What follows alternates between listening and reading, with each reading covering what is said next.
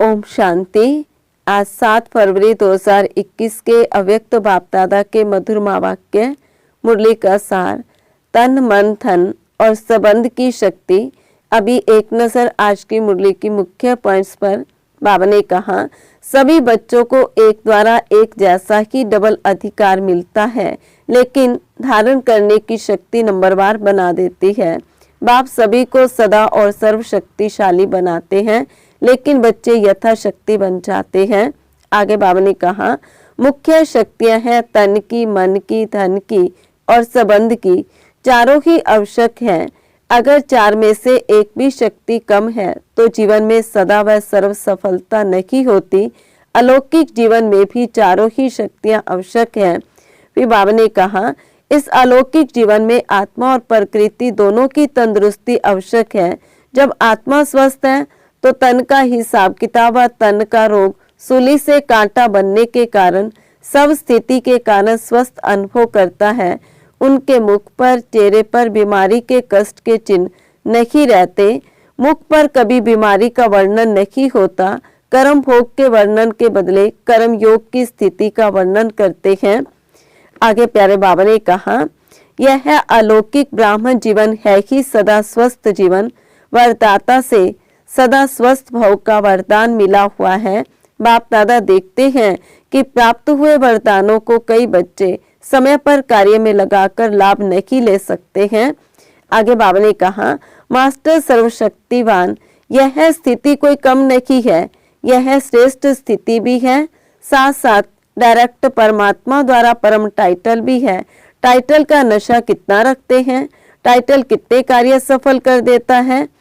तो यह है परमात्म टाइटल है। इसमें कितनी खुशी और शक्ति भरी हुई है। फिर बाबा ने कहा, तो अर्जी डालने वाले कभी भी सदा राशि नहीं रह सकते हैं। एक बात पूरी होगी, दूसरी शुरू हो जाएगी। इसलिए मालिक बन, योग युक्त बन, युक्ति युक्त सेवा, सेवाधारियों से लो तो सदा स्वस्थ का स्वतः ही अनुभव करेंगे। इसको कहते हैं तन के शक्ति की प्राप्ति। आगे ऐसे ही मन की शक्ति अर्थात श्रेष्ठ संकल्प शक्ति।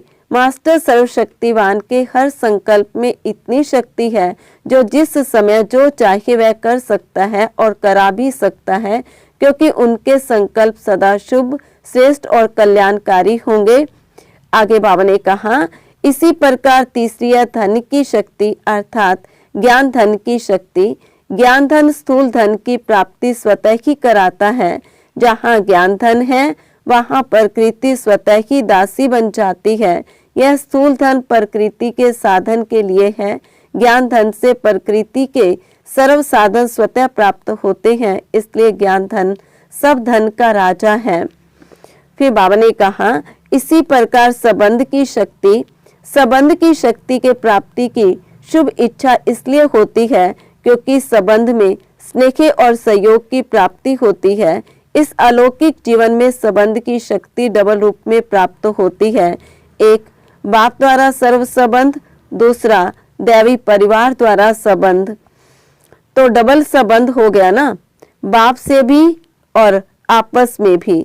तो संबंध द्वारा सदा निस्वार्थ स्नेह, अविनाशी स्नेह और अविनाशी सहयोग सदा ही प्राप्त होता रहता है। तो संबंध की भी शक्ति है ना।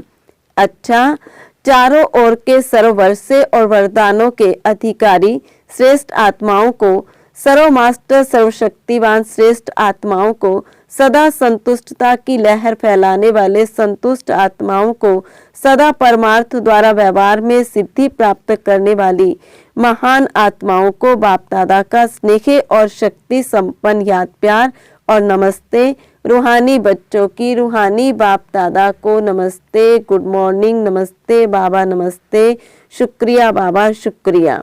आज का वरदान, स्वयं के आराम का भी त्याग कर सेवा करने वाले सदा संतुष्ट, सदा हर्षित भव। विस्तार, सेवाधारी स्वयं के रात दिन के आराम को भी त्याग कर सेवा में ही आराम महसूस करते हैं। उनके संपर्क में रहने वाले व संबंध में आने वाले समीपता का ऐसे अनुभव करते हैं जैसे शीतलता व शक्ति शांति के झरने के नीचे बैठे हैं। श्रेष्ठ चरित्रवान सेवाधारी कामधेनु बन सदा काल के लिए सर्व की मनोकामनाएं पूर्ण कर देते हैं। ऐसे सेवाधारी को सदा हर्षित और सदा संतुष्ट रहने का वरदान स्वतः प्राप्त हो जाता है।